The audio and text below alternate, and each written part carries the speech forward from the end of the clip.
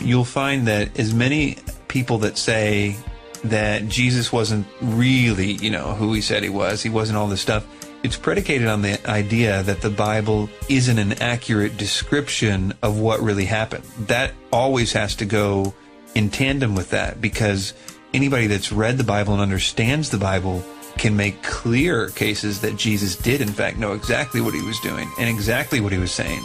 That's why the Muslims have to say that the Bible is corrupted.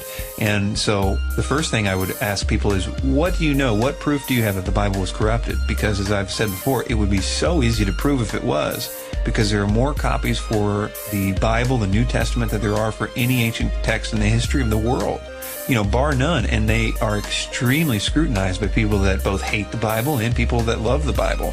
So if the Bible had been changed, all a Muslim or anybody else would have to do is to say, here's where the Bible said one thing, and then here these other ones say a completely different thing. All the ones after this said something different about what Jesus said on a particular issue about his deity or whatever else. But nobody can prove it. And the problem is that it would be so easy to prove, because we have documents going back from the very beginning to now. Jesus never came out and said, hey, guess what, guys, I'm God. But he didn't do it for a specific reason. Now, he did actually end up doing that, and that's why they killed him, for blasphemy. You have to realize that that's why they wanted to kill him.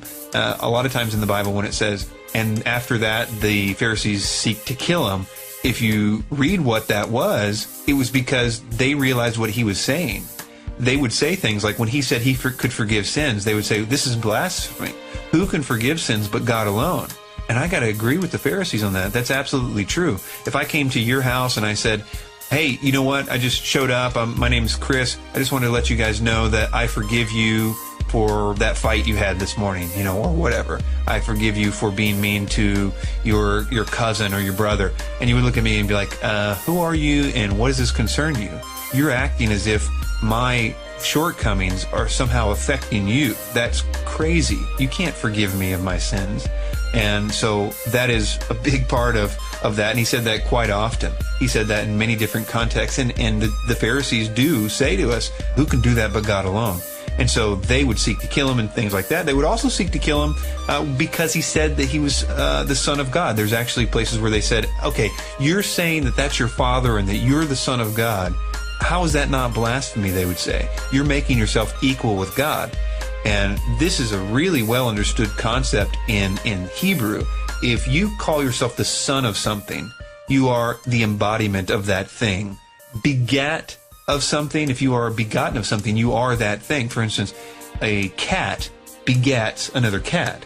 If I have a child, that child is just as much a human as I am. We're equally the same amounts of human. And so for that reason, if God begots a son, it's just as much God. It's not any less than God. So that was a massive claim to say that, especially in the context in which he said it.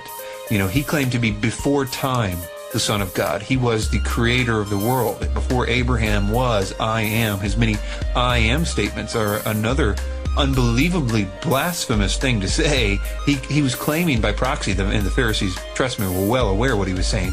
He was claiming to be the voice of the burning bush. Another thing, if you understand Daniel 7, he was claiming to be the cloud rider of Daniel 7. They knew that, and I believe it's John 8. They knew exactly what he was saying, and it messed with their heads. So there's many different things like that. Another big one is that he allowed himself to be worshipped on several occasions. There is several occasions where the apostles would refuse to be worshipped. Angels on several occasions said, hey, don't worship me. I'm just a messenger of God. But Jesus on a number of occasions allowed people to worship him. That is either a completely blasphemous act or he was doing what everybody knew that he was doing. He was claiming to be God every day of his life, everywhere that he went, and the Pharisees knew it. That's one of the reasons they felt justified in killing him. So if you're reading the Bible and you're reading this the whole time. He claimed that he was going to come at the end of time and judge the world. Who can judge but God alone? Who is worthy to judge but God alone? The issue there really culminates in the cross. And what happened in the cross was an act that would only make sense if God himself was on the cross. The very fact that he knew what he was doing the Lamb of God that takes away the sin of the world, and that whole concept of the gospel really makes sense in that context. So when people say that Jesus wasn't claiming to be God, they have to say that the Bible is inaccurate and all those things are not true, because Jesus claimed to be God all the time.